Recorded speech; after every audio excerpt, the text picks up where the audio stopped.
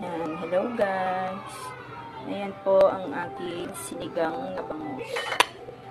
Ang aming tanghalian for today's video. Hmm.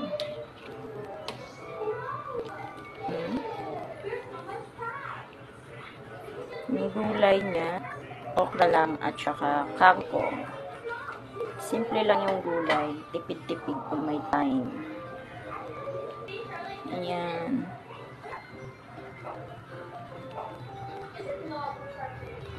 Mainit na ngayon dito sa amin. Nilagyan ko siya ng sili para mas masarap. Siling green. Ayan po ang aming tanghalian ngayon for today's Saturday.